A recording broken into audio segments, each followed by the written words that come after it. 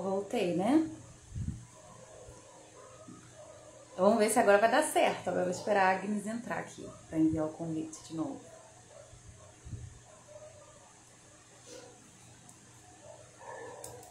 Vão entrando de novo aí, porque agora tem que dar certo, né? A Agnes tem que aparecer dessa vez.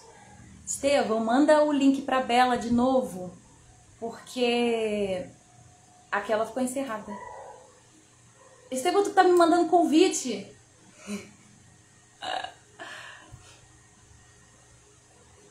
Agora esperar a Agnes aparecer aqui de novo. Deixa eu ver que horas são. Ah, tá certo, no horário.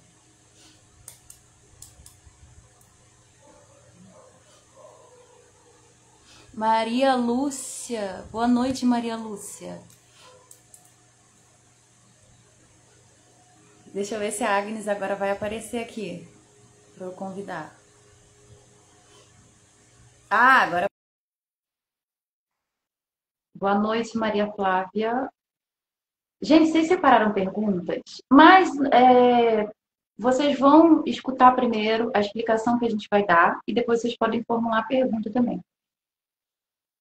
Você entrou, Agnes?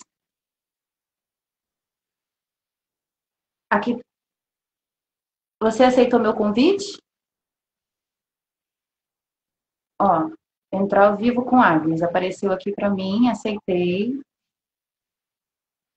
A gente faz live há tanto tempo, gente, que a gente nem se estressa quando isso acontece. É normal. Não estou escutando o seu áudio. Vocês todos não estão me escutando? Tá mudo para todo mundo o meu áudio? Pronto. Tá me ouvindo, Agnes? Não pode participar. Aqui tá dizendo que você não pode participar. Ó, tá todo mundo me ouvindo. Agnes, aqui tá dizendo que você não pode participar. Deixa eu enviar de novo para você o convite. Enviei o convite para você.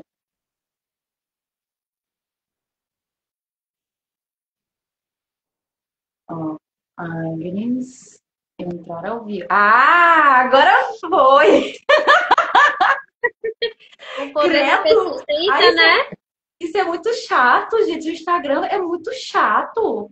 Eu só Demais. trabalho ainda no Instagram porque é onde se concentra mais os meus clientes. Senão eu não estava trabalhando no Instagram. O Instagram é chato.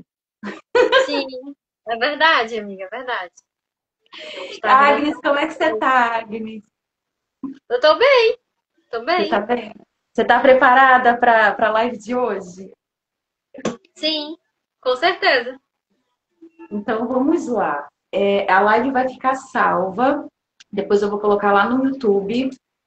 E aí as pessoas depois vão poder assistir lá no YouTube. Quem quiser fazer perguntas, o tema é sobre caminho da mão esquerda e direita. Então, vocês, se quiserem já fazer perguntas, fiquem à vontade, que depois a gente vai voltar nos comentários ou na caixinha de perguntas. E a gente vai começar dando a introdução para vocês, histórica. Primeiro eu vou começar dando a introdução histórica. Eu vou fazer o seguinte, eu vou representar o passado e a Agnes vai representar o presente. Eu vou trazer o passado e a Agnes vai trazer o presente, porque inclusive ela vai contar a experiência dela dentro Sim, do caminho da mão esquerda e da direita. Gente, porque a gente tem que ter vivências. Para a gente falar sobre um tema, a gente tem que ter vivência naquilo, né? Não dá para a gente com só ler um certeza. livro e não ter a vivência, porque aí o entendimento fica desencontrado, fica incompleto. Então vamos O livro lá, é só vamos um norte, começar. né? Oi? Os livros são só um norte. Exatamente, para a gente poder ter insights, para buscar outros materiais que a gente encontra ali, aí fica curioso, aí vai buscar em outro livro, vai buscar em outro site, e assim a gente vai formulando a nossa linha de raciocínio. Então vamos começar. Primeiro, gente, a gente tem que explicar o que é o caminho da mão esquerda. Porque o caminho da mão direita, vamos combinar que eu acho que todo mundo já tem ideia básica do que é. Já o caminho da mão esquerda não é muita confusão. É um falando isso, outro falando aquilo, e cada ordem fala uma coisa, cada religião fala outra, e a gente fica desencontrado. Mas para nos encontrarmos, a gente vai seguir a história. Então vamos lá. Agnes, você tem uma Bíblia aí? Tenho. Essa aqui não é a versão da Bíblia toda, não, mas. Não tem Antigo Testamento? Não tem Antigo. Não. Ah. Essa aqui, ela tem. Como é o nome? Ela tem. Deixa eu ver aqui. Ela tem a parte do. Acho que é do Novo Testamento e só os Salmos. É só o Novo Testamento? Você não tem nenhuma aí que tenha o Antigo Testamento, não? Não, essas aí tá guardando as coisas da minha mãe. Então... Eu tenho vontade de comprar a protestante, porque ela é muito usada pelos cônjuges do voodoo. Então, sim. E o que eu vou explicar aqui tem coisas na Bíblia. Mas eu vou falar os versículos e as pessoas depois pesquisam. Eu vou falar então o que tem nos versículos. Porque seria interessante a gente fazer igual na igreja, né? O pastor fala assim: irmãos, abram a Bíblia no livro do versículo, capítulo 10.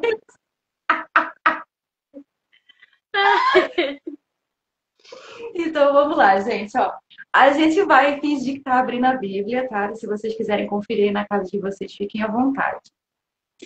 Em Mateus 25, no livro de Mateus, capítulo 25, no versículo 31 ao 34, a gente tem ali a tentativa de restabelecer uma ordem, porque naquele período em que o livro de Mateus foi escrito, no século I depois de Cristo, estava havendo um conflito entre os judeus e os gregos. Tanto que os gregos destruíram o templo dos judeus. E os cristãos, o cristianismo primitivo ali, ele ainda se apoiava muito no judaísmo. Ele se apoiava muito na Torá. E aí resolveram escrever o livro de Mateus, porque não tinha tempo e eles tinham necessidade de agora a gente não tem tempo, como é que a gente vai adorar o nosso Deus se a gente não tem tempo? E aí foi se reformulando ali uma forma de culto. E aí havia essa separação, né, esse conflito entre os próprios judeus também. Os judeus que seguiam de forma ortodoxa o judaísmo e os judeus que acreditavam em Jesus, que acreditavam em Cristo. E no livro de Mateus a gente tem aí uma separação das pessoas que cultuavam Cristo. E aí diz o seguinte... faz uma separação de que existem ovelhas e existem bodes. E que as ovelhas, elas ficam ao lado direito de Deus e os bodes ao lado esquerdo. As ovelhas representam os fiéis, os cultistas de Jesus ali. E os bodes são os rebeldes.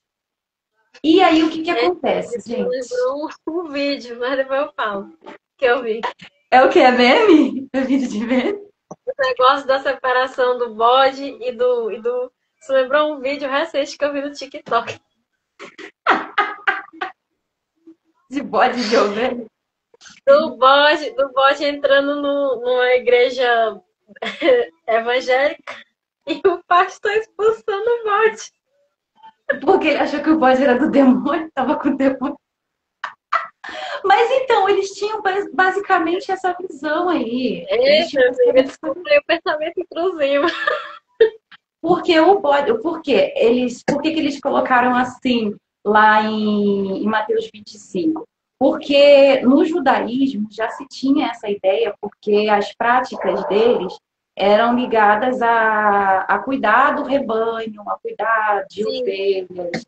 Eram práticas de pastoreiros, os hebreus.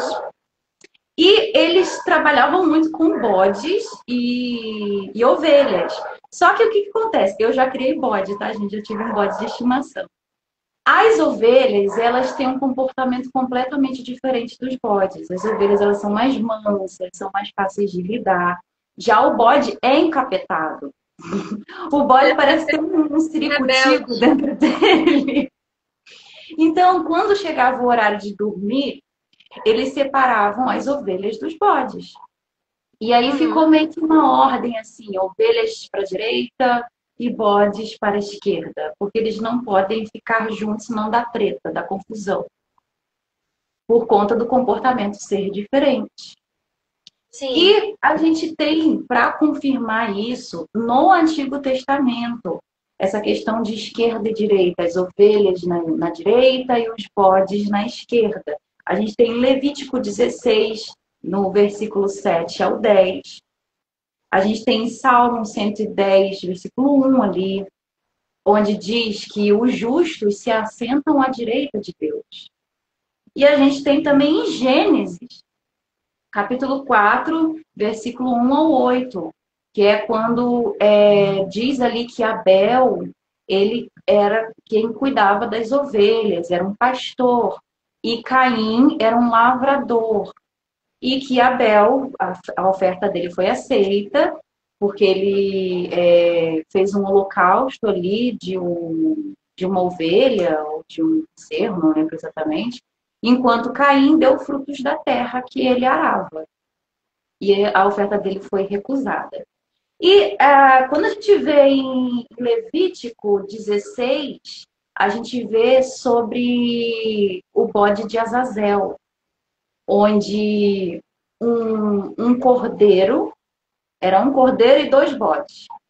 Um dos bodes era sacrificado para Deus, para Yahvé, e o outro bode não era sacrificado, mas era colocado nele todas as iniquidades do povo e era largado no deserto para Azazel, para que fosse purificado as iniquidades do povo.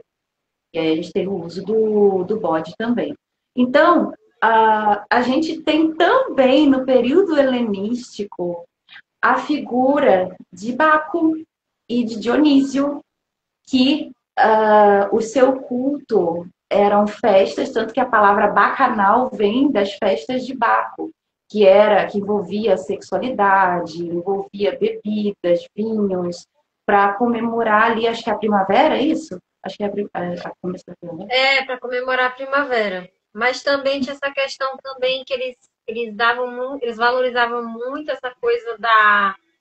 Eles não viam a sexualidade como uma coisa assim ruim, uma coisa negativa, muito pelo contrário. Era fertilidade, Uma era grande vida, fonte de vital. energia. Energia Isso. vital. Só que aí os cristãos ficaram horrorizados, né, com essas coisas. Ficou horrorizado com o que a gente chama na modernidade que tem. Como é aquelas casa. Esqueci até o nome.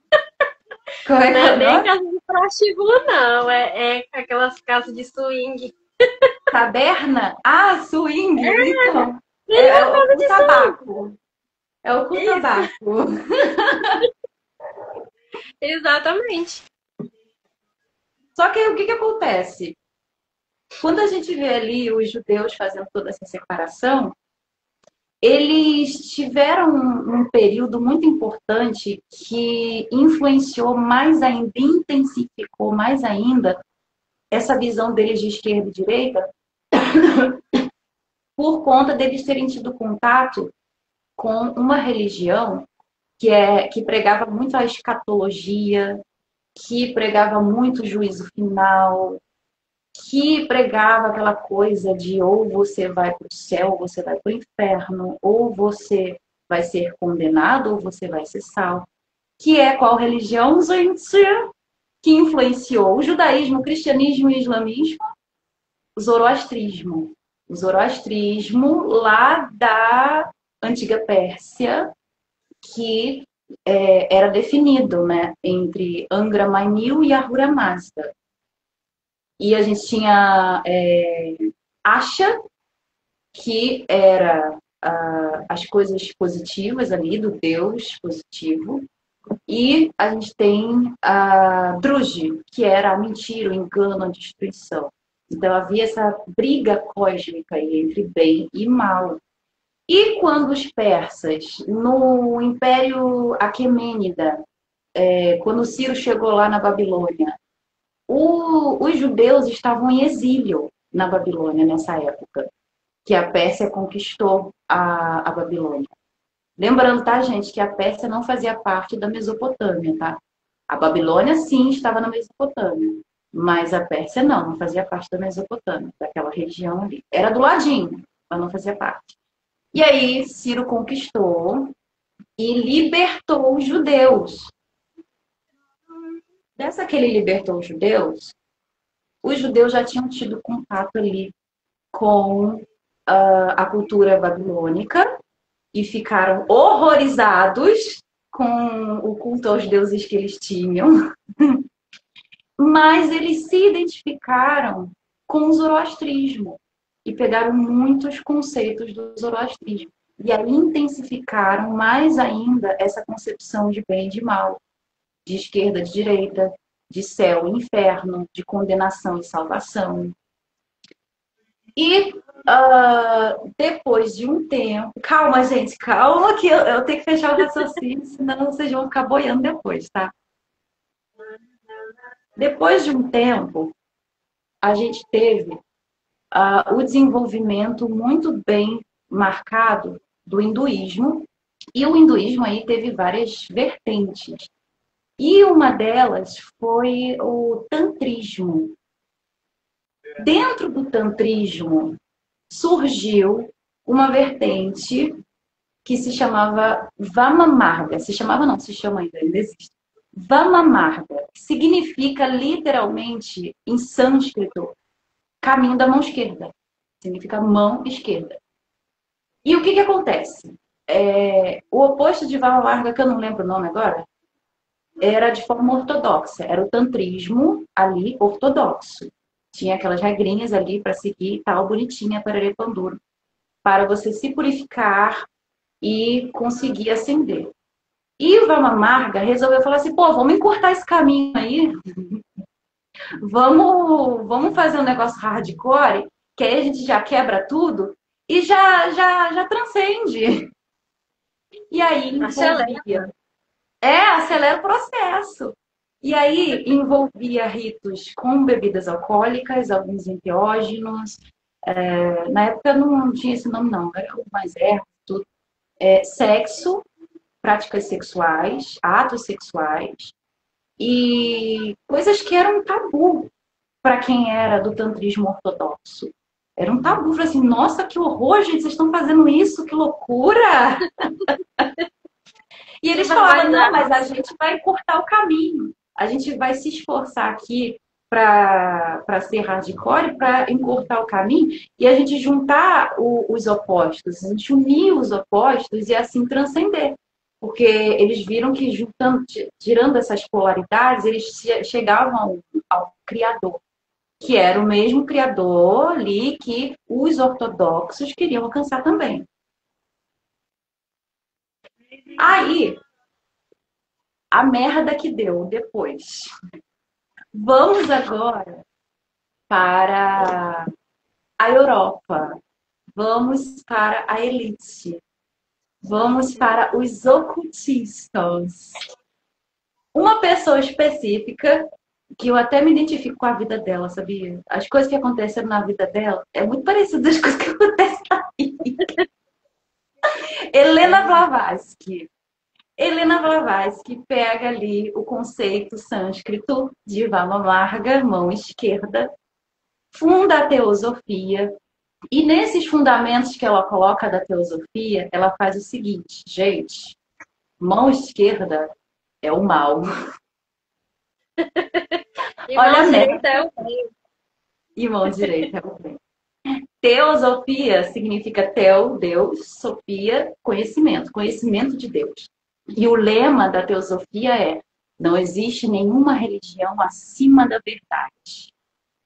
A verdade dela, né? Sim. Só que ela não tirou isso do botão.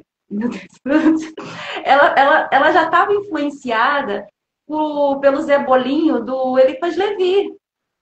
O Eliphas Uhum. Levi, engomadinho ali, dizendo que existia magia negra e magia branca. Existe Sim, mago negro e mago branco. E ele ficava sim. nessa punheta mental, colocando tudo ali Inclusive, no livro como. dele de automagia, ele fala sobre isso aí. Ah, Essa ele é separação chato. de magia negra e magia branca, né? Até porque ele foi padre, né? Ele faz Ele Levi. é muito chato. É o Zé Bolinho. Tem que você quiser ler esse livro, você tem que filtrar muito. Como? Se você se você quiser ler o livro do Elis Faz Levi de automagia, Tem que ter você tem que paciência. filtrar muito. Tem que ter Tem muita que ter paciência, tem paciência. que filtrar muito. Tem que ter paciência. Ele é muito erudito. Então tem que ter muita Sim, paciência. E muito preconceituoso, tá? Tanto que demais. ele que cunhou essa questão de magia negra, magia branca. E Helena Blavatsky falou: bom, o Eliphas Levi não fez merda o suficiente, eu vou fazer uma maior. E pegou lá do sânscrito, Mosque, que não tinha nada a ver de mal, até porque Vamamarga era para você atingir a ascensão e se unir com o mesmo Deus dos ortodoxos. Só que era um caminho com práticas diferentes. Só, mas era para ir para o mesmo Deus, era para ir para o mesmo lugar. Não era para ir para o inferno ou para o acausal. Não era. A causar, daqui a pouco a gente vai chegar lá. E aí, Helena Blavatsky trouxe esse conceito de mão esquerda e mão direita. E aí a merda começou a espalhar, entendeu?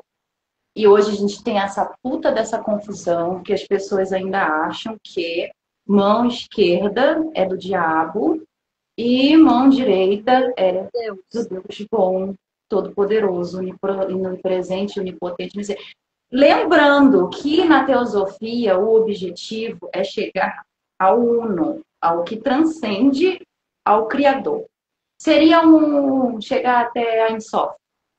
A Ensof é a U? Não, a Ensof. Dentro da Cabala, acho que seria a Ensof. E isso acabou influenciando várias religiões, esse conceito. Eu estava falando que a minha vida parece com a da Blavatsky, né? Mas eu tenho um apelido para ela também com relação às coisas que aconteceram na vida dela. Meu Deus, como eu sou escrota, meu Deus do céu. Joana Grilo.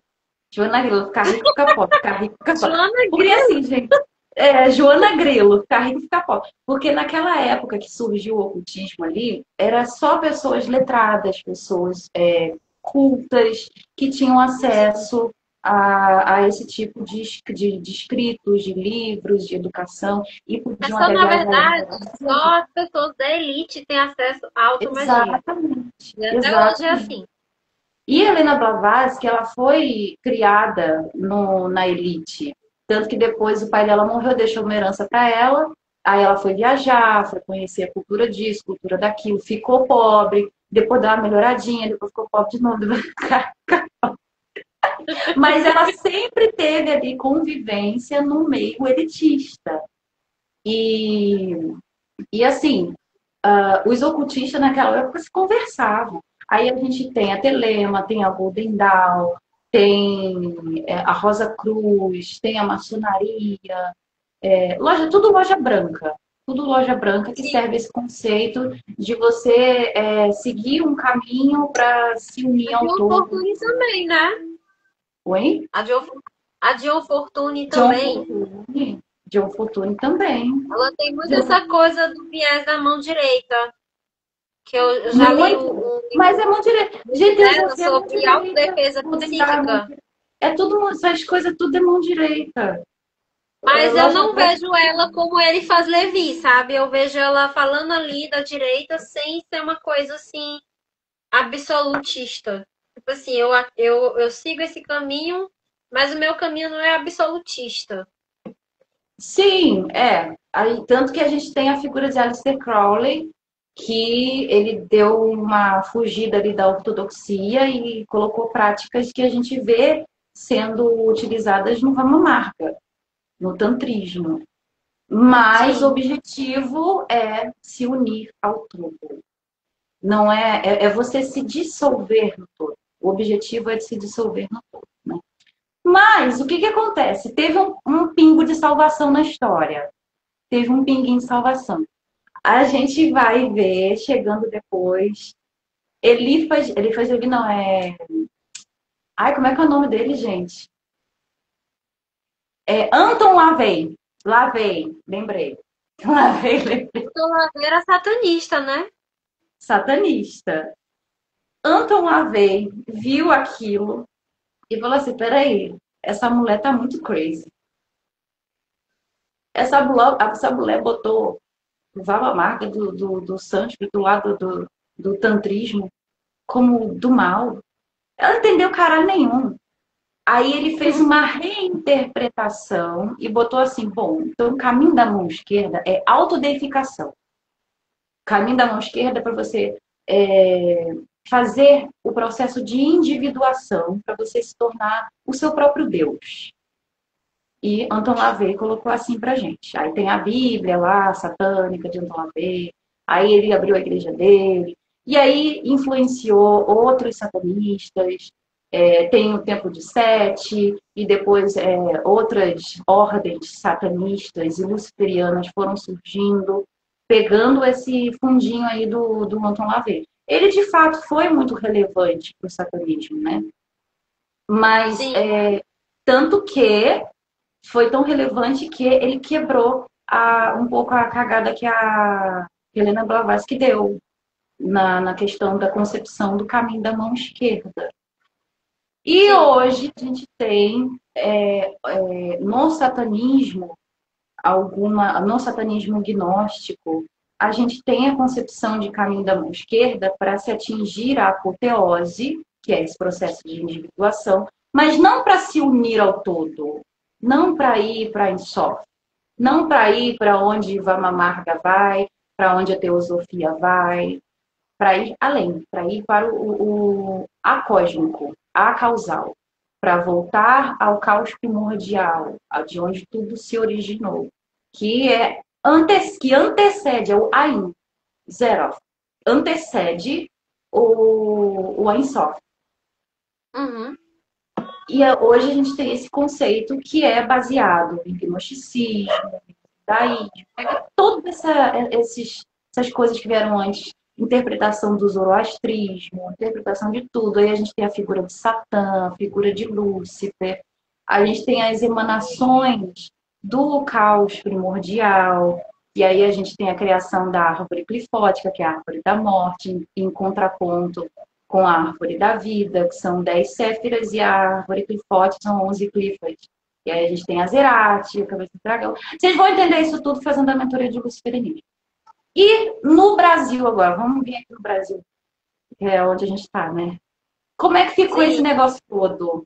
Agora a Agnes vai trazer para a gente como é que está a situação aqui do Brasil, dentro das religiões que falam que praticam mão esquerda, que na verdade é mão direita, né? Explica isso pra gente, Agnes, dentro das suas vivências. Primeiramente aqui o Brasil, a Só gente peraí, sabe rapidinho. que tem... Não esquece de contar as suas experiências na bruxaria, no paganismo, né? Como que eles veem essa questão de mão esquerda e mão direita. Bom, primeiramente aqui no Brasil a gente sabe que a gente tem essa miscigenação, né? O Brasil é o resultado de várias culturas que vieram de vários povos, de vários lugares, de vários países. Então, aqui se formou uma egrégora, né? Se formou uma egrégora que tem a origem europeia, afro, indígena, de vários lugares. E assim, aqui no Brasil a gente tem várias religiões que tem essa coisa da direita e da esquerda. Por exemplo, a religião católica, o cristianismo, a religião evangélica, são religiões que praticam a mão direita, né? Porque existe essa questão da salvação eterna, existe essa questão que você tem que cultuar uma divindade, O que a gente vê no zoroastrismo. É o que a gente vê no zoroastrismo. E que aquela divindade está acima de você, por exemplo, né? E só que isso não é só presente dentro das religiões cristãs. Tem também a questão da própria... Dentro do ocultismo existem práticas da direita. Por exemplo, a Umbanda. Sim. A Umbanda é um exemplo muito clássico de como é que eu posso falar, de direita, porque ela prega essa questão de que tem algo superior que está acima de você, né? Que está ali os orixás. E existe essa questão também do sincretismo, que ainda é muito forte dentro da Umbanda, se enraizou. Tanto é que nas giras de Umbanda, eu posso falar isso com propriedade, porque eu tô eu tô participando, né, de desenvolvimento em terreiro de Quimbanda, né? Só que eu também tive um chamado assim para conhecer, não para se tornar uma da mão direita, né? Porque não tem como. Uhum. Mas eu tenho um conhecimento ali da parte da direita, sabe? Da Umbanda. Sim. E sempre quando a gente vai fazer as coisas, obviamente eu não vou contar tudo, porque enfim, né? Cada lugar tem suas coisas, tem suas tradições e é uma coisa muito fechada. Mas não foi só lá. No terreiro da minha sogra, que ela é da Umbanda, a gente reza Pai Nosso, Ave Maria, Criou Deus Pai. É... Pronto, as orações todas que tem dentro do catolicismo, um texto, sabe? Você tem que rezar, né? Você tem Sim. que pedir o que está acima de você, só a coroa, a Sagrada Coroa. Então, assim, existe essa questão do sincretismo aí muito forte e não tem como as pessoas tirar isso, porque, Não, enfim, não né? tem como. Já se Não tem tornou como uma querer tradição. desvincular. Senão você desmantela toda uma religião, toda a ortodoxia dela. E aí o pessoal às vezes fala muito, né? Tipo assim, ah, mas isso não deveria existir e tal. Gente, é uma Ué, tradição que tem se tanta formou. religião, gente. Você não tem que. Você não tem como você desmanchar uma tradição. É impossível. Sabe? Uma tradição que já se formou, ó, há muito Exatamente. tempo. Não tem E como aí, justificar isso. na bruxaria também existe isso. Que é um exemplo de mão direita, a própria Wicca. O A Ica Wicca é não um aceita. exemplo. É um exemplo de. Eu comecei por ela. Quando eu iniciei no ocultismo, eu comecei na Wicca. Só que eu vi e comecei a perceber o seguinte, cara, é muito legal, é bacana, adorei o conhecimento, mas isso aqui não tem nada a ver comigo. Nada a ver. E aí eu fui me descobrindo, cara, eu pertenço à esquerda. Eu pertenço à esquerda. Fiz consultas oraculares e tudo dizia, ó, o seu caminho não é a direita, não, o seu caminho é a esquerda. Só que uma coisa que vocês têm que parar para prestar atenção é que não tem essa coisa de bem ou mal. Não. Direita é boa e de esquerda é Isso aí mal. quem botou Gente, foi a Helena Blavatsky. Quem botou isso foi a eu Helena te Blavatsky. garanto que a entidade da direita, quando quer praguejar uma pessoa, às vezes ela faz até pior do que a da esquerda, eu te garanto. Também. A Então, gente tem três pontos aí, né, Agnes? A gente tem três pontos nisso. Por quê? Quais são esses três pontos?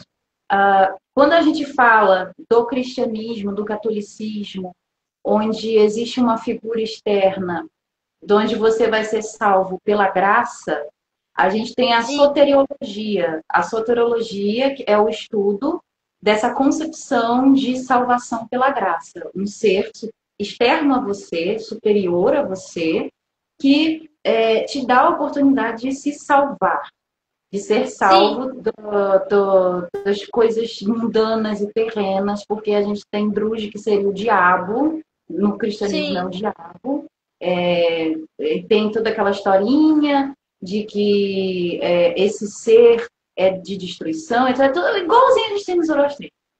E a gente tem essa concepção de salvação através de algo externo. Quando a gente vê no caminho da mão esquerda, a gente tem um caminho da apoteose, que é completamente o oposto. Não, peraí, eu que tenho que ser o meu próprio Deus, eu que tenho que ser a minha própria salvação. eu que sou responsável pelos meus atos. É um caminho para dentro, não é um caminho para fora. É o seu aprimoramento. E um outro ponto que a gente tem também é a diferenciação entre heterodoxia e antinomianismo. Antinomianismo é diferente de heterodoxia. A heterodoxia ela pode se manifestar dentro de religiões ortodoxas, mas é outra prática, é uma prática heterodoxa de uma religião que é ortodoxa. Porque você não vai negar aquela religião nem aquele Deus, mas você vai por um outro caminho até chegar a ele, assim como Vama Marga. É Sim, heterodoxia. Antinomianismo é você ir completamente contra a religião vigente. Porque Sim. até pouco tempo atrás, o Estado não era laico. E em Não, certos países ainda não é era laico. cristão. Em certos países existe religião oficial ainda. Então, quando você Existe. professa uma religião que é diferente da religião oficial, você está praticando o antinomianismo. Você está negando aquilo que Você está é sendo a Igreja herege, ortodoxo oficial. literalmente.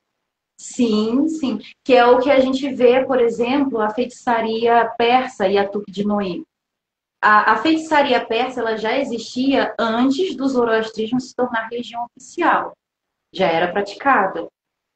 Mas quando o zoroastrismo se tornou a religião oficial, todas as outras práticas foram criminalizadas, digamos assim. Assim como a gente teve quando o cristianismo se tornou religião oficial em vários países, em várias Sim, regiões do mundo.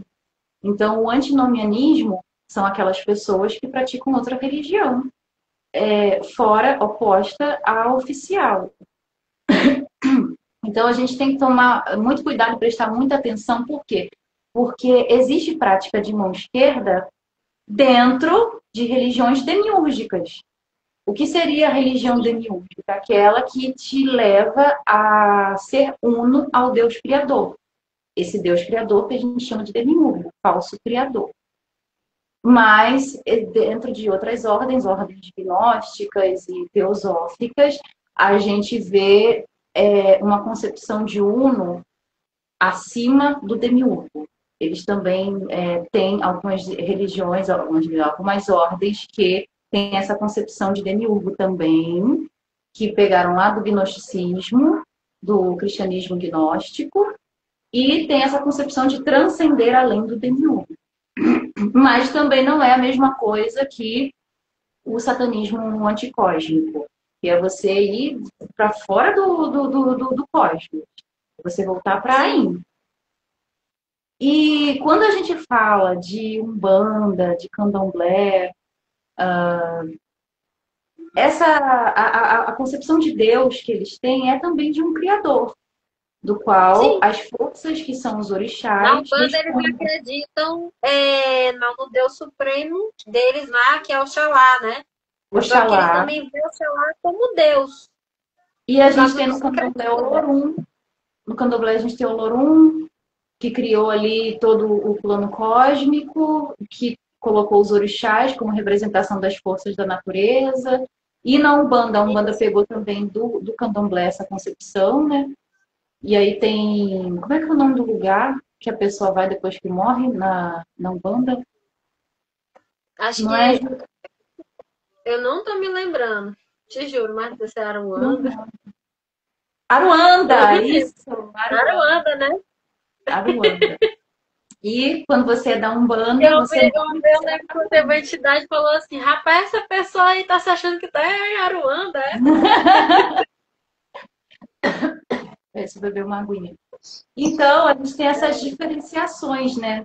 Mas existe caminho da mão esquerda, práticas de mão esquerda, dentro de religiões demiúrgicas. Sim.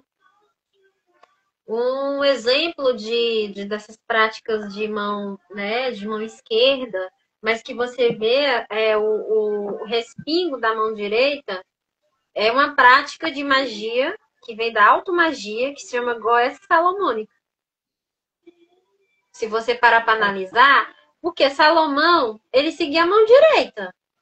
Ele Ah, conheceu sim. várias, ele conheceu várias mulheres, casou com essas mulheres eram pagãs, cultuavam divindades pagãs. E aí ele pegou e criou um sistema com base no quê?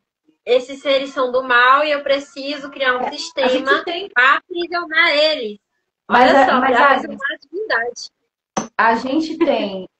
a gente tem o Salomão histórico e a gente tem o Salomão que é pseudônimo de grimórios, como, por exemplo, a chave menor, a chave maior, as Goétias, que é um pseudônimo que, na verdade, não foi o Salomão histórico que escreveu. Mas o Salomão histórico, ele mesclava vários cultos ali, tá?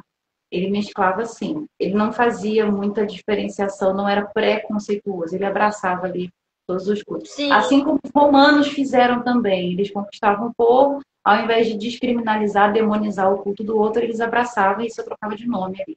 E o pessoal podia continuar cultuando os seus deuses. E quando a gente vê a Goétia e os grimórios medievais, eles foram criados dentro do clero. Foram membros do clero que quiseram catalogar, e a gente tem a demonologia, que é o catálogo dos demônios. Só que muitos desses demônios que estão nesse catálogo são deuses que os pagãos cultuavam. Então, eles resolveram assim, bom, vamos catalogar aqui para as pessoas entenderem que elas têm que evitar. Aí a gente vai é com dar 72 daimons e aí atribuições. depois 72 anjos cabalísticos. Quer dizer, os daimons são maus e os E 72 os anjos são anjos do são bem. cozinheiros, porque Aí onde assim, tem essa separação mensageiro. também da direita e da esquerda aí, entendeu? Sim, sim, já tinha essa concepção, já tinha. E aí eles catalogaram dando atribuições negativas a esses seres, a esses daimons, que também pode significar espírito aí, né? E falaram, ó, isso aqui é do mal, porque isso aqui vai te levar a ter inveja. Esse aqui, esse outro demôniozinho aqui, vai te levar a gula, vai te levar a comportamentos que a igreja condenava. Condenar. Sim. E aí a gente tem esses grimórios de catálogos de demônios que foi criado pelo próprio clero, pelos membros do clero. Só que o próprio clero resolveu experimentar.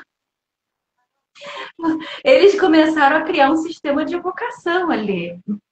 Começaram a criar um sistema de evocação. Tanto que tem uns grimórios que tem umas evocações, por exemplo, a Lúcifer, que a gente lê e fala, nossa, que coisa ridícula. Uma É coisa assim, literalmente completamente fantasiosa. diminuindo, né?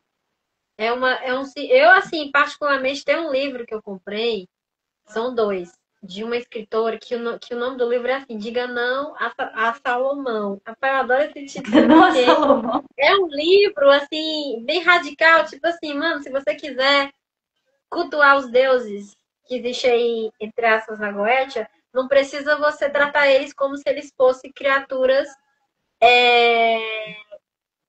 escravos ou algo assim, como porque são deuses, né? São divindades. Então não tem sentido você cultuar uma divindade e, tipo, aprisionar ela numa coisa. Olha só como o ego do ser humano é. Eu vou aprisionar uma É, divindade num lugar tal. essa Isso não concepção de subjugar os daimons vem do clero, que Sim. dizia que Deus vai subjugar esses seres. Aí começaram as evocações utilizando o nome de Deus e de anjos para subjugá-los, para que eles obedeçam.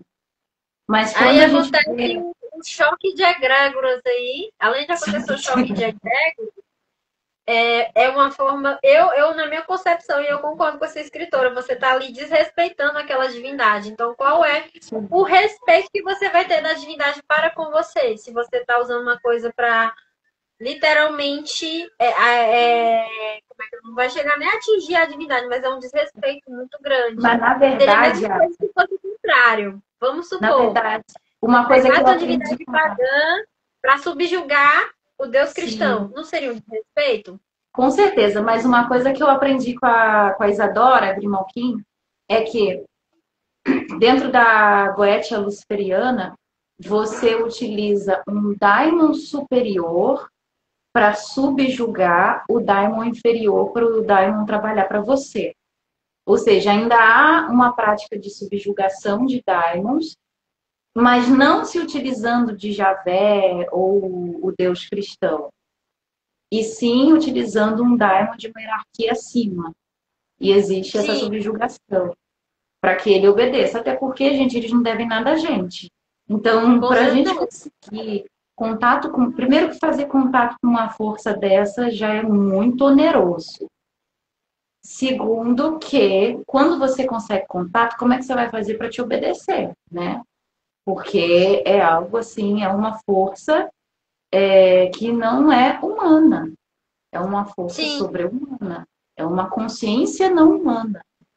Então, existem métodos para isso, mas métodos completamente completamente diferentes do que a gente vê surgindo lá no clero, dentro da demonologia da igreja, da Santa Igreja. E existe, como a gente estava falando, mão direita dentro do ocultismo.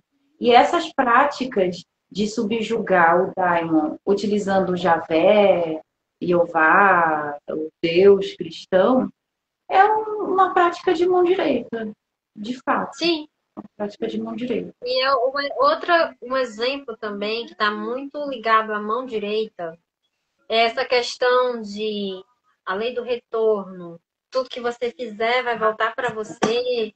A lei tríplice, né, que existe na Wicca. E para quem segue a mão esquerda, isso nunca não faz sentido, porque eu acredito sim que tudo tem ordem, tem hierarquia, tem leis, mas se, por exemplo, eu que sigo a mão esquerda faço parte de uma centelha, né?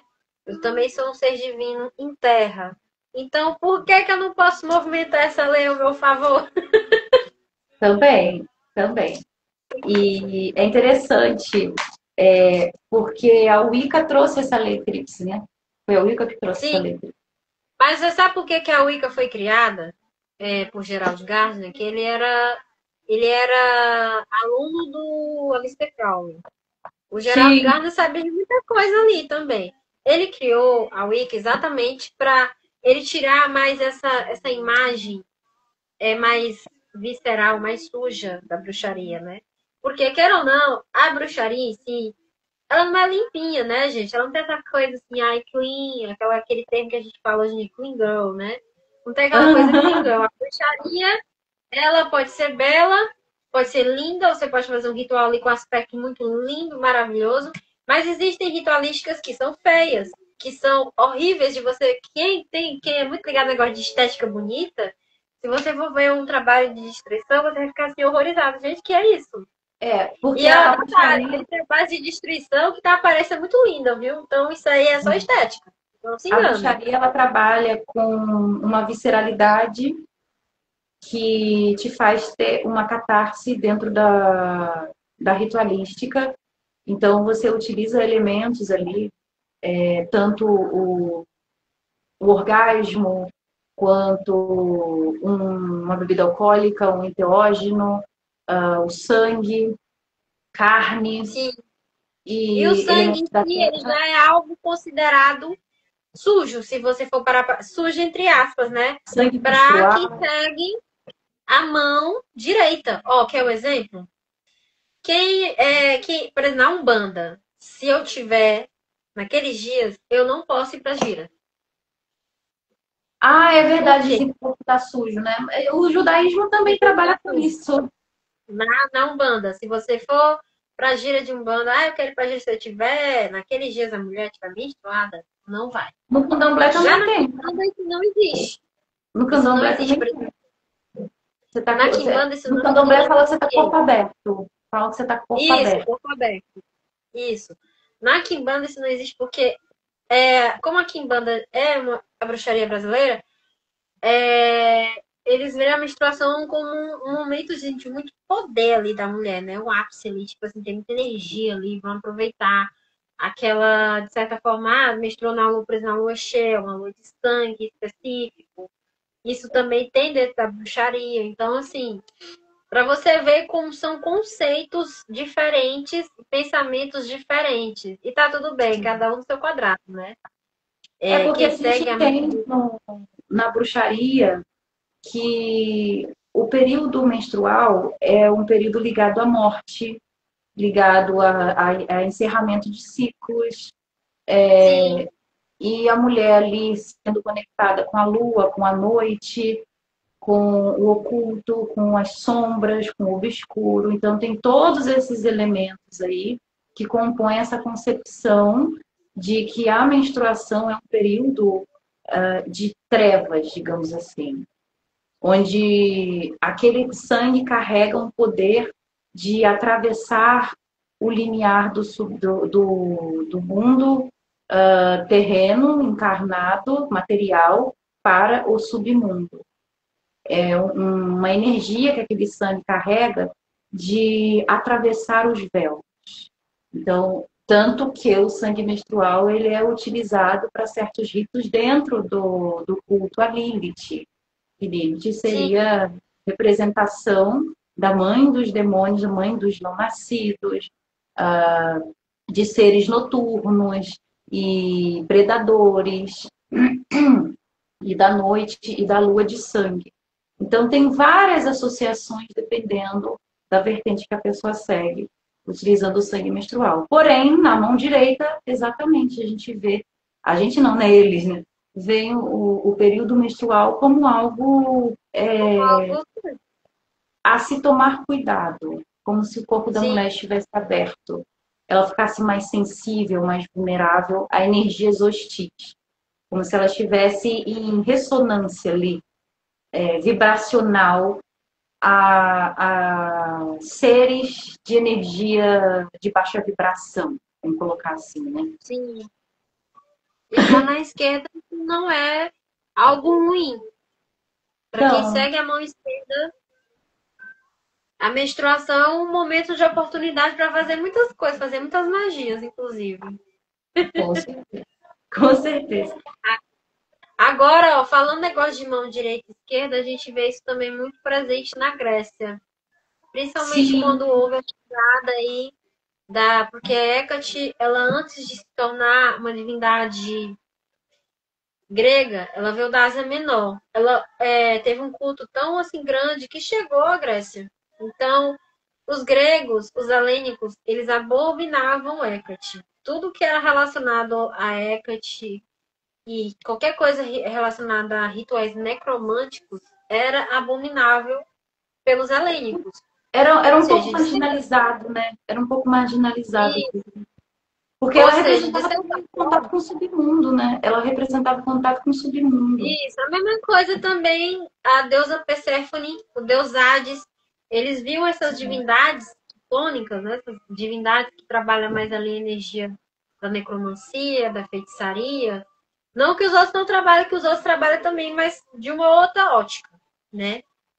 Eles viam como uma coisa negativa. Sim. Então você Tanto vê essa que, coisa de mas é separação de direita interessante e isso, sabe? esquerda, já, ó.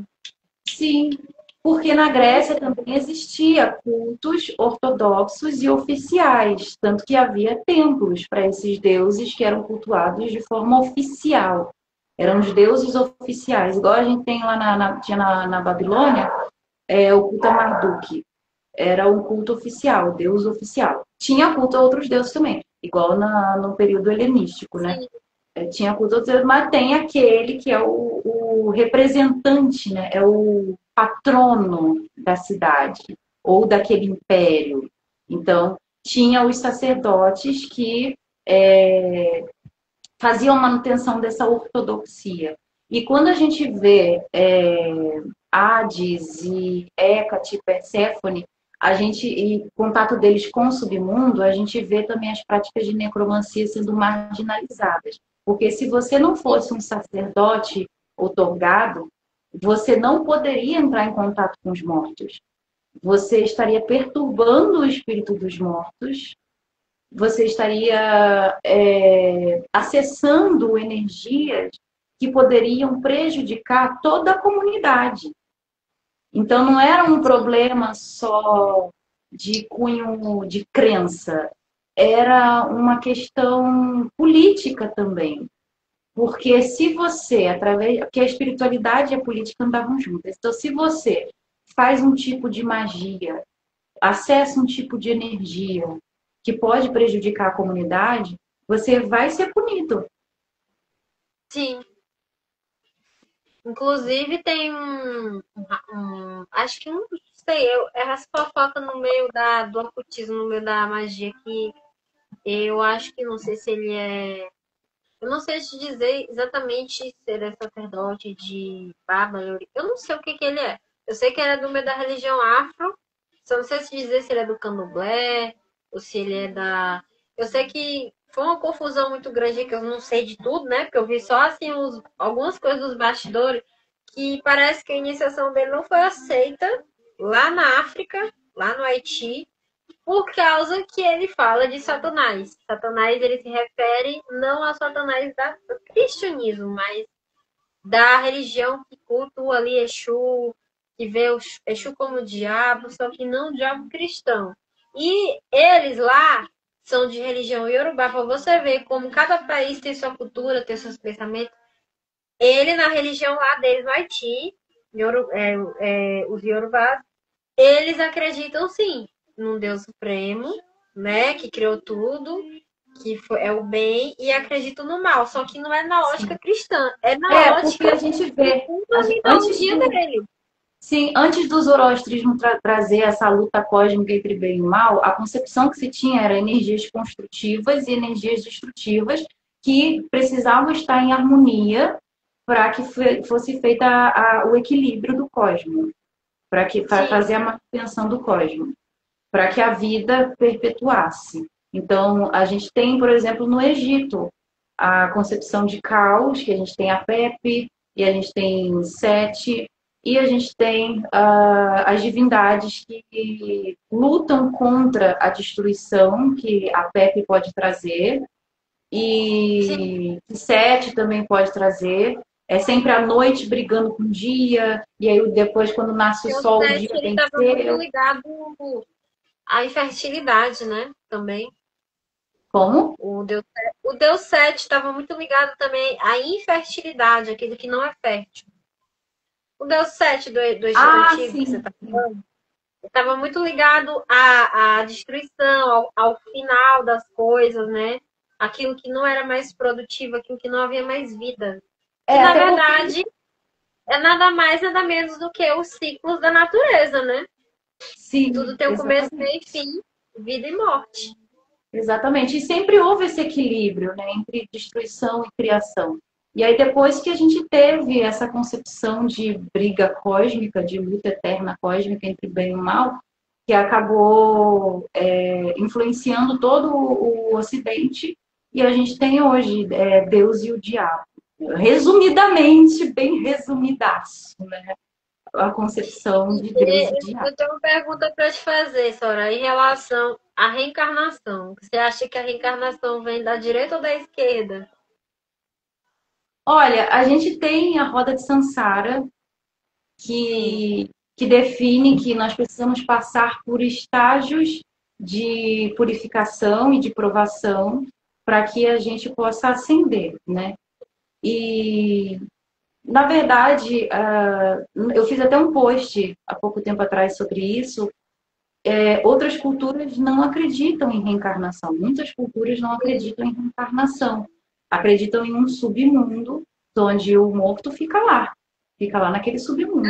Não O pode próprio retornar. catolicismo não acredita em reencarnação, por exemplo. A gente tem uma exceção aí, como por exemplo, ali os astecas, culto a Micteca-Cihualt, que hoje a gente concebe como Santa Morte depois do sincretismo do catolicismo, Sim. que se você fosse morto em um sacrifício, você poderia retornar, você poderia reencarnar.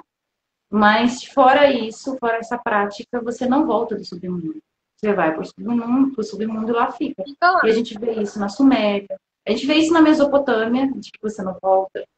A gente vê isso na Grécia também, que você não volta.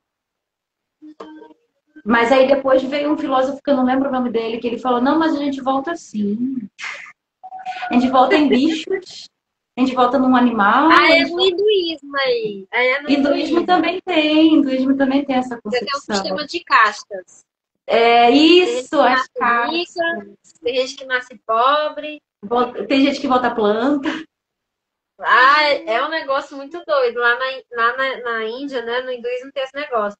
Ah, tem um sistema de castas. Se você nasceu rico, você sempre vai reencarnar rico. Se você nasceu pobre, você sempre vai reencarnar pobre. Que condenação, hein? Sim. Isso sempre existiu em várias culturas, esse elitismo, utilizando conceitos religiosos, sempre existiu. Sempre existiu. Será que tem alguma pergunta aqui? Eu não consegui acompanhar É. muito bem o que estava escrito. Tem a caixinha de perguntas, deixa eu ver se tem. Ah, tá! A Maria Lúcia é a Bela. Ah, tá! Maria Lúcia é a Bela. Bela, você tem alguma pergunta para fazer, Bela? Daniel, você tem alguma pergunta? Estevão? O Alexandre comentou uma coisa aqui em cima sobre Afrodite, que ela falou que Afrodite também tem alguns epítetos que não eram muito bem vistos, alguma coisa assim. Sim, O culto a esses epítetos existia não é muito. o culto de Afrodite, que era tinha as prostitutas, né? Tinha as prostitutas que elas trabalhavam com essa energia da deusa Afrodite, porque a deusa Afrodite ela tá ligado a vários arquétipos de amor. O amor entre amantes, amor de família, ali entre amigos, e também o amor carnal, né? Aquela coisa mais ligada ali com a cama, com o sexo. E assim, existia o culto de Afrodite com as prostitutas. Ou seja, enquanto para eles isso era algo muito assim normal, né? Tipo, os gregos, esse Isso tem culto, a né? ver com as sacerdotisas? Isso, tanto é que você ter um contato sexual com uma sacerdotisa de Afrodite naquele tempo não era considerado algo ruim ou negativo. Fazia parte da ritualística de você conseguir uma Era benção de como se Afrodite. fosse um ritual ali que te trazia uma purificação para você através daquele ato, porque você estava alimentando a energia da deusa Afrodite. Aí você imagina aí uma outra cultura que vê isso como algo negativo, chega lá, que diabos é isso? O que está acontecendo aqui? Entendeu? Então, por Ó, isso que eu falo, o Daniel perguntou aqui, quem é ateu vai para onde? eita, eis a questão. Que é Ué, ateu vai depois que pra... você morrer, você vai saber. Quem é ateu Eu vai saber. acredito muito o seguinte, como é o nome dele que você falou, Sarai, que eu não tô acompanhando aqui as... É Daniel, né? Isso. Então, Daniel, eu acredito muito que o ateu, né, que ele não tem nenhuma crença com nada relacionado a que está ali, né, algo superior ao que criou tudo, por exemplo, ou que ele mesmo possa exercer ali as energias que existem nele, né? Eu acredito muito que vai onde a consciência da pessoa tá. Porque a consciência pode te levar para os lugares onde você quiser. A sua Olha, mente, o seu eu mental. acredito que, assim, se a gente for pela lógica, quando você tem uma crença de que você vai para algum lugar, você talvez vá assim, né? Você está condicionando a sua consciência. E daí você vai praticando aquela crença em vida e preparando o seu espírito para ressoar, para se encaixar ali e ir para esse lugar. Sim, E quando a gente vê um ateu que não acredita em lugar nenhum, eu vejo que a consciência dele vai ser apagada depois que ele morrer. Ele vai talvez ser consumido por alguma força, já que a consciência dele não estabeleceu nenhuma conexão com algo, com algum plano, ou com alguma divindade, com alguma força. Ou seja, o espírito dele não vai ter alimento energético, nem sim. questão de consensual, de ter consciência de si, de sua existência no pós-morte. Então, talvez seja um espírito que desapareça, que seja consumido aí por alguma força que estiver mais próxima. Talvez seja dispersa a consciência desse ateu. Porque se A a gente consciência se acredita desfaz, né? no submundo, se a gente acredita no submundo e presta cultos a divindades e a entidades para que a nossa consciência exista lá, para que a gente fortaleça a nossa consciência, né? O nosso ego, o nosso eu superior, para que a gente continue a existir no pós-morte. Então, quem não faz esse trabalho de alimentação do seu próprio espírito, da sua consciência, e não acredita, não concebe outra forma de existência, então talvez simplesmente desapareça, se É, dispersa, eu também acredito nisso aí. poeira cósmica. Isso. Eu também acredito nisso, porque é como se a pessoa desencarna ali, morre, e é como se a identidade dela fosse apagada, né? Porque assim, É, enquanto na esquerda a gente desenvolve o nosso eu, né, para deificar aqui o nosso eu, né? Na mão direita, as pessoas acreditam na individualidade delas, só que elas acreditam que elas vão para uma fonte maior, para o todo, né?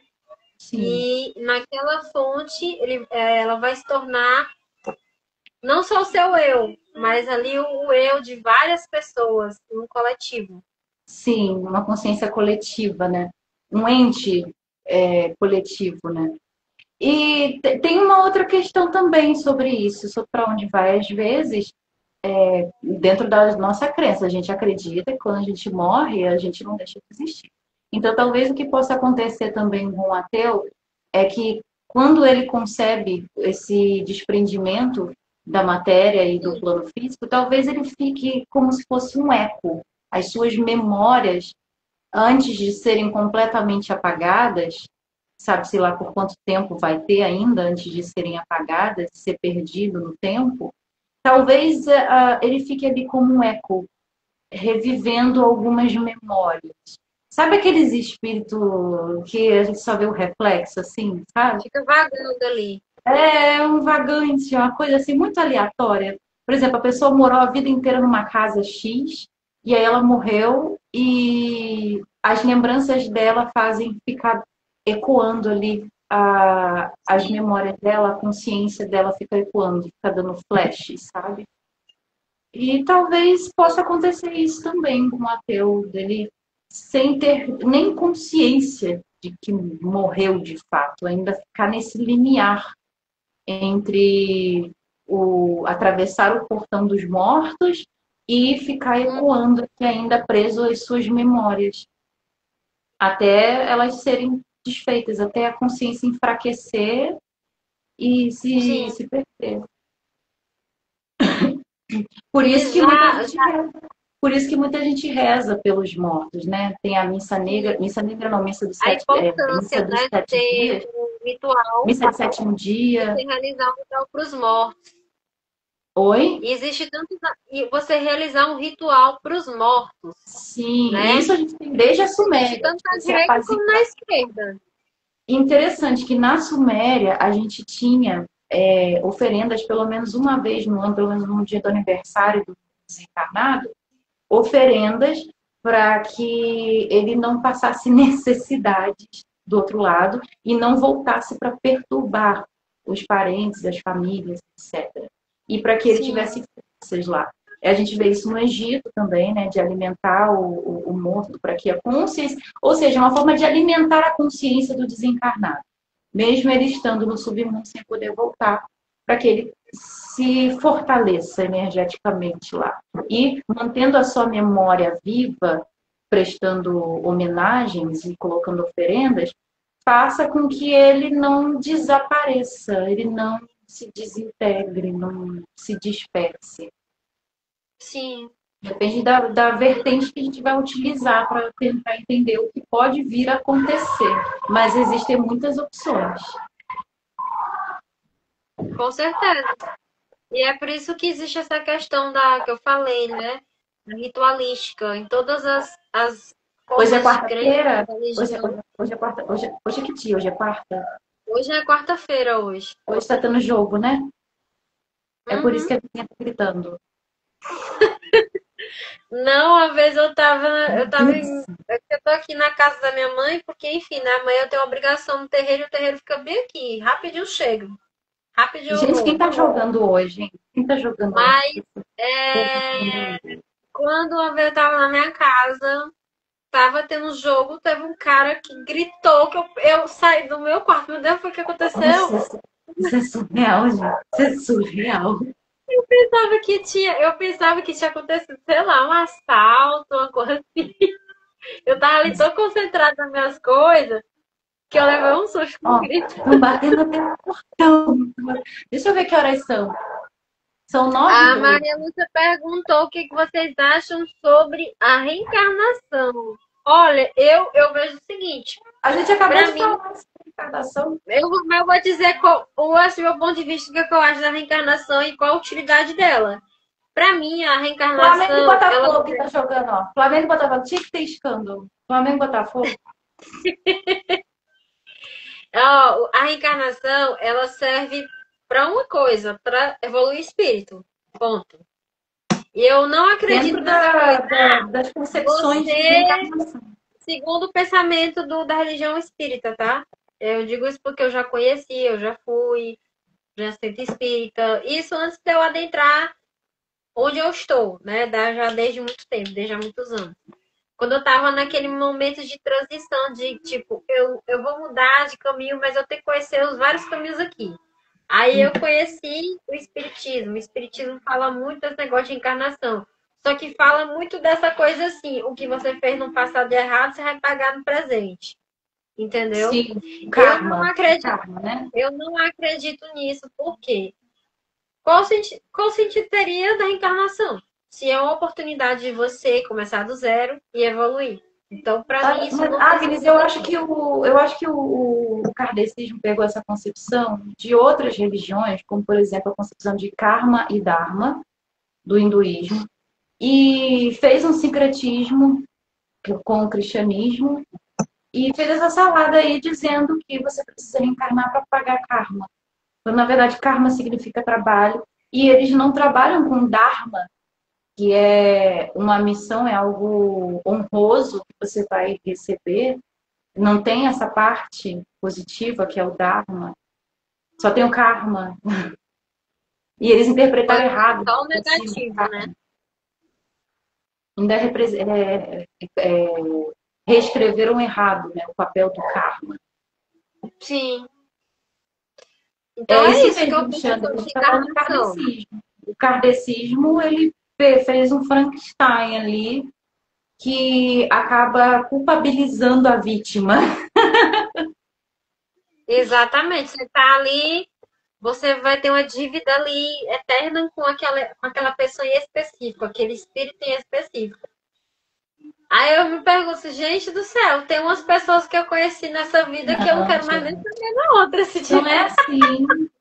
Não é Apesar assim. de que eu não tenho intenção de vir de novo, né? Porque, enfim, como eu pratico a necromancia, então eu no outro lado eu quero ser A outra gente coisa. não quer encarnar, não tem porquê, né?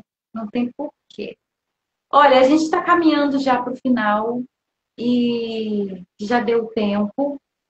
E, Agnes, você quer deixar uma mensagem final para as pessoas sobre a questão da Olha, mão esquerda a e mão mensagem direita? que eu tenho para falar é o seguinte: independente de direita ou esquerda, ambos são caminhos bons. Não existe, a direita é boazinha e a esquerda é malzinha. Isso não existe, tá? Existe Não. essa dualidade em ambas. E a Então, necessidade de equilíbrio? O que você acha da necessidade que as pessoas ficam falando que o existe de um equilíbrio a equilíbrio? gente tem que buscar na gente e naquela prática que você se encontra, sabe? Sim. Tipo, que se você é da direita, você tem que buscar o equilíbrio dentro desse sistema religioso da direita. Aquela religião tá fazendo bem para você, tá te tornando um ser humano melhor, tá fazendo você crescer, evoluir como ser humano, continua ali, entendeu? E a mesma coisa que segue à esquerda, né? A gente também busca essa questão do equilíbrio sempre. E o equilíbrio, gente, está muito ligado, não é só a alma e ao espírito, mas a nossa psique e o nosso emocional. Se você não Sim. equilibra sua mente, seu corpo, seu emocional e seu espiritual, alguma coisa vai desandar na sua vida. Principalmente a pulsão de vida e a pulsão de morte, que precisam andar Exatamente. em equilíbrio. Porque a Porque, gente por tem exemplo, também pessoas em desequilíbrio nessas pulsões no caminho da mão direita, tanto aquelas pessoas que se dizem iluminadas, não acreditam, né, que são iluminadas, é só o desequilíbrio da pulsão de vida, que acabam com evitando um certeza, monte de coisas que são necessárias, os fins de é ciclo, impossível você ser etc. iluminado nesse mundo, viu? Pois é. Eu te Tanto as garanto. pessoas da mão esquerda que acabam alimentando mais a pulsão de morte. e não alimentam Isso, a pulsão de vida. E aí entra em desequilíbrio também. Essa com pergunta é porque a certeza. gente vê na Umbanda e no Candomblé a crença de que você precisa trabalhar a esquerda e a direita para que você tenha um equilíbrio, né? Eles colocam as forças externas como necessárias para que você tenha um equilíbrio interno. Quando, na verdade, esse Exatamente. equilíbrio interno a gente tem que buscar através das ferramentas que a gente tem do nosso aparelho psíquico, né? Para que, Exatamente. independente das entidades, independente da vibração das entidades O ali que você está, autoconhecimento, né? exatamente o autoconhecimento, tanto na mão esquerda quanto na mão direita. É insubstituível. Não tem como você atingir uma expansão de consciência se você não trabalha o autoconhecimento. Essa E aí, expansão de consciência ela só se dá uma através do vez, autoconhecimento. teve uma entidade, né, uma sete saias de uma mãe santa que eu conheci, que ela disse assim, para você se Obrigada, tornar isso, Alexandre. que eu perguntei, né? Eu falei, ó, como você tem intenção de quê? Ela perguntou pra mim, eu falei, olha, eu tenho intenção de, quando desencarnar, me tornar uma poderosa morta. Eu falei. Fui bem É muita realista. ousadia, né? Ela deve É ter muito pensado, nossa, que ousado. ousada. Aí ela disse assim, para você se tornar isso, você vai ter que, além de se aprofundar sempre na espiritualidade, na magia, você não pode deixar de viver a sua vida mundana. Você Com também tem que ter suas certeza. experiências humanas. Então, eu Exatamente. acredito muito nesse pensamento, não só para quem quer ser um poderoso humor do outro lado, tá? Eu acredito que esse Ó, pensamento é válido para todos, tanto para a a mão gente direita quanto tem, para a esquerda. a gente tem além da pulsão de vida e da pulsão de morte, a gente tem logos e etos. Logos seria o raciocínio, etos seria essa questão carnal, as emoções, os desejos, os sentimentos, e logos é o racional. E a gente tem também ânima e ânimos, que é o masculino e feminino. Quando a gente faz a reintegração de todos esses opostos, a gente consegue atingir um outro grau. A gente sobe um degrauzinho, a gente completa um ciclo, a gente passa por um processo iniciático, a gente fecha um processo iniciático. E isso acontece em vários momentos da nossa vida. Sim, Esse momento de integração dessas partes, ele pode acontecer várias vezes na nossa vida. Não é que você vai conseguir integrar e fechou, tá ok. Não, isso vai acabou. acontecer várias vezes. Ao longo da vida. Porque a gente, o Exato. ser humano é cíclico, né? O ser humano, ele tá ali Sim. sempre mudando, tá ali sempre se modificando, então é algo que é realmente cíclico. Mas quanto mais vezes isso acontecer, mais rápido a gente consegue atingir de volta a harmonia, o equilíbrio dentro da gente. Porque nos primeiros momentos ali, que a pessoa está tentando se entender no mundo, para ela alcançar a primeira iniciação, vai ser muito oneroso. Depois que ela passa da primeira iniciação, a mente dela, a consciência dela já dá um tchan. E aí, para Sim, que ela consiga atingir a próxima iniciação, já vai estar ali um pouquinho mais espertinho, digamos assim, que são esses processos de integração dessas partes. E aí vai acontecendo coisas na vida que a gente vai ficando mais esperto, mais sábio, né? Mais inteligente, vai entendendo sim, as coisas com mais facilidade, tendo mais perspicácia. Por isso que a gente tem também a figura do mago, a figura da sacerdotisa, a gente tem esses arquétipos que são no importantes também de tarô, ser né? trabalhados. Oi? São arquétipos que são muito encontrados no tarô. Sim, tem o eremita. Então, eles representam momentos da nossa psique, momentos que a gente se encontra naqueles processos ali de individuação para que a gente alcance mais uma iniciação, alcance mais um Sim, degrau, mais um salto. Então, é legal trabalhar com esses arquétipos do tarô para se situar, para se orientar. Assim como a gente tem a cabala clifótica e a árvore da morte, né? E a árvore da vida. Serve como um mapa do mago, né? ele vai passando por certas experiências, ele vai identificando ali em qual séfira ou em qual clifa ele se encontra em consciência para trabalhar aquelas energias e conseguir passar para outra fase, digamos assim, igual no videogame. Mas não significa que você passou, você não vai voltar. Você pode acabar voltando e ter outra concepção daquela, não só daquela situação, mas de como aquela energia vai ressoar na sua consciência. Vai ressoar completamente diferente. As Sim, pessoas nunca são as mesmas depois de um tempo. com E as certeza. situações também não. Nós não somos os mesmos depois de certas situações. E mesmo que a Sim, gente encare as mesmas situações, a gente não é mais o mesmo. Então a gente está sempre mudando as nossas exatamente. concepções. A pessoa que não muda as concepções, ela está em extremo desequilíbrio. Com Em certeza, com extremo desequilíbrio. certeza, com certeza. Bom, Eu não aqui sei o como pessoal tava definir. falando de ego. Tem um rapaz aqui, o Alexandre, né? Ele disse que temos o ego bom e o ego fraco. Na verdade, aí a gente fala o ego superior e o ego inferior. Inferior. Mas, Exatamente. mas lembre-se que ambos são essenciais, tá?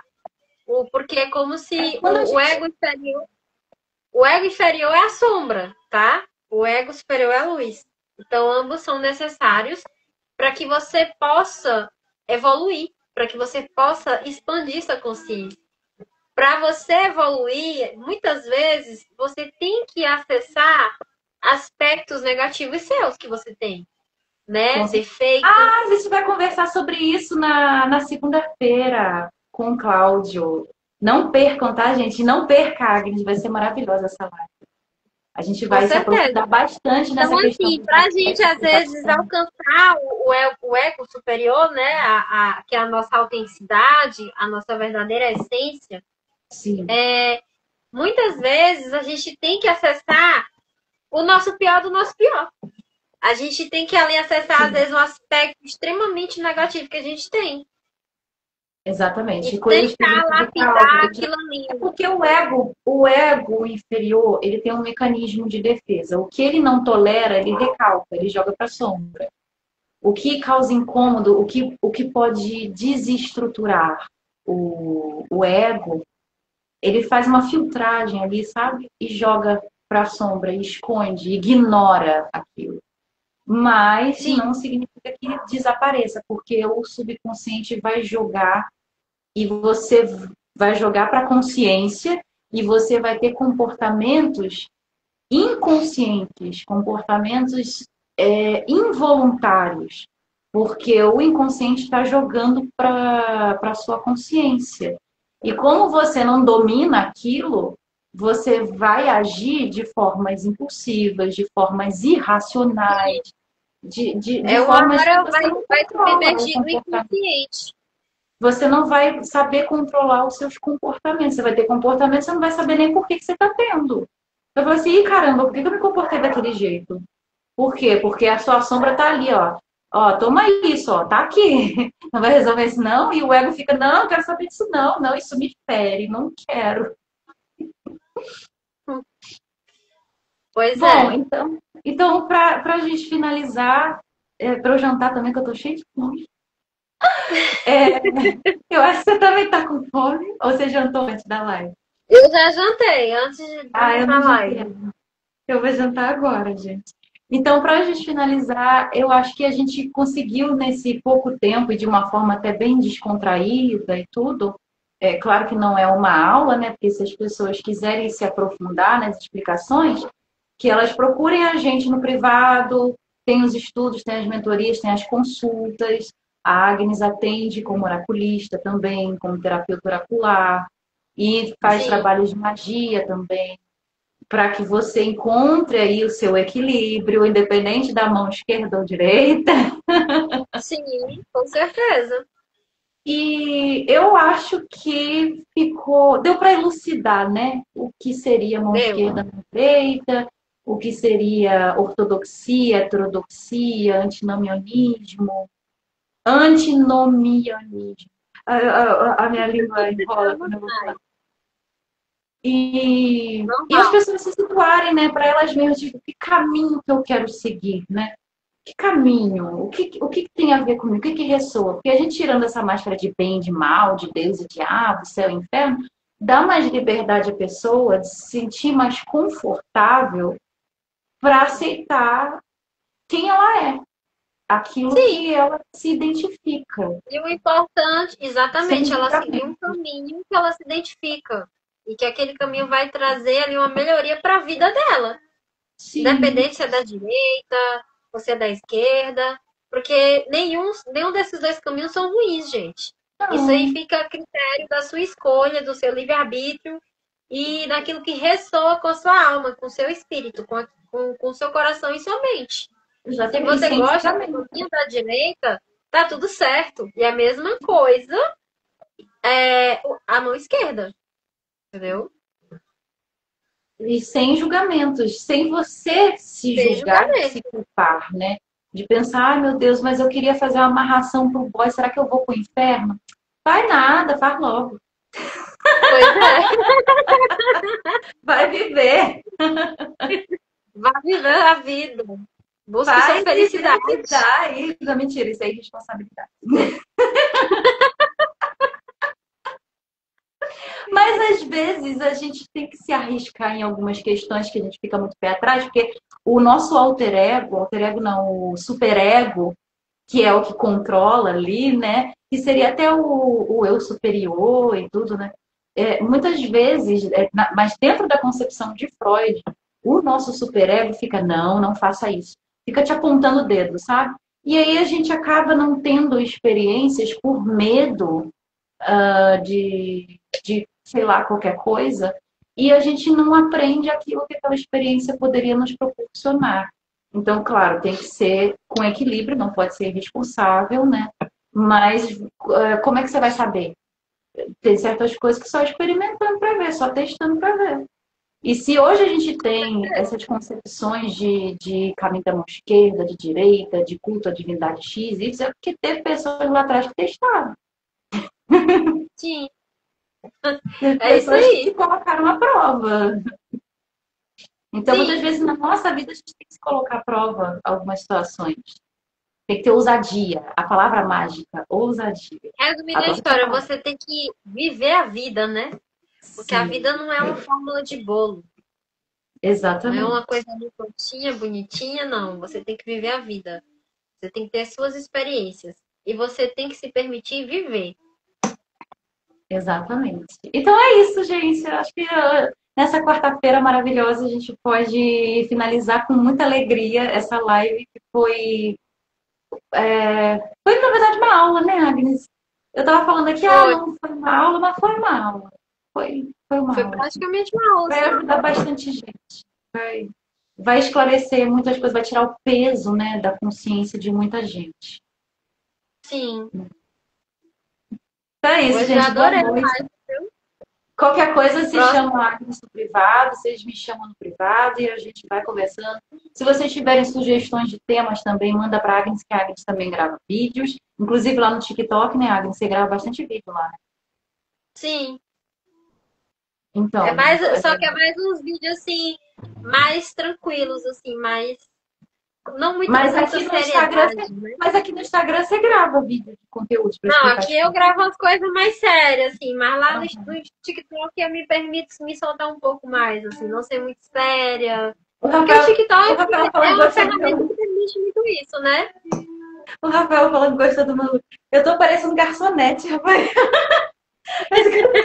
Eu sou garçonete. E vocês não viram o shortinho que eu tô aqui, preto, que combina. Eu tô parecendo garçonete.